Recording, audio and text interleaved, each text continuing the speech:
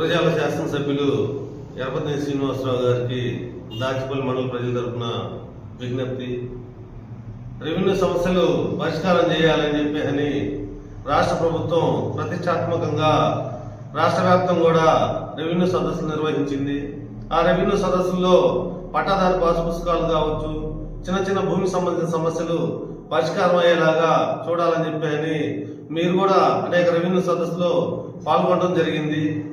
అప్పటి నుంచి కూడా తహసీల్దార్ కార్యాలయంలో ఒక 20 రోజుల పాటు రెవెన్యూ సదస్సుల వల్ల ఎక్కడ పనులు అక్కడనే ఆగిపోయాయి.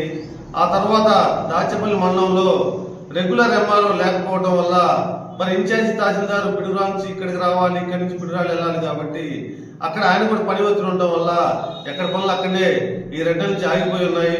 పట్టాదారు పాస్ పుస్తకాలు కావచ్చు, అదేవిధంగా పిల్లల సర్టిఫికెట్లు కావచ్చు, అదేవిధంగా లీగల్ ఎయిడ్ సర్టిఫికెట్లు, ఫ్యామిలీ మెంబర్ సర్టిఫికెట్లు కూడా ఎక్కడెక్కడ ఆగిపోయి ఉన్నాయి. దయచేసి దాచేపల్లి మండలానికి రెగ్యులర్ తహసీల్దార్ని ఏర్పాటు చేయవలసిందిగా మనం దాచేపల్లి ప్రజలందరి తరఫున విజ్ఞప్తి చేస్తున్నాం.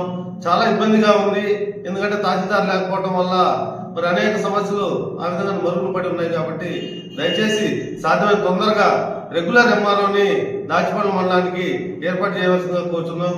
హైవే పక్కన ఉండటం మూలంగా మరి గురజాల నియోజకవర్గంలో దాచేపల్లి మండలం పని ఒత్తిడి ఎక్కువగా ఉంటుంది. ఈ విధంగానే మరి కొనుగోలు అమ్మకాలు కూడా పొలాలు ఎప్పుడు జరుగుతూ ఉంటాయి. కాబట్టి మరి రైతులు కూడా కొంత దృష్టిలో పెట్టుకొని వెంటనే రెగ్యులర్ తహసీల్దార్ని ఏర్పాటు చేయవలసిందిగా మిక్కిలి ప్రార్థిస్తున్నాం.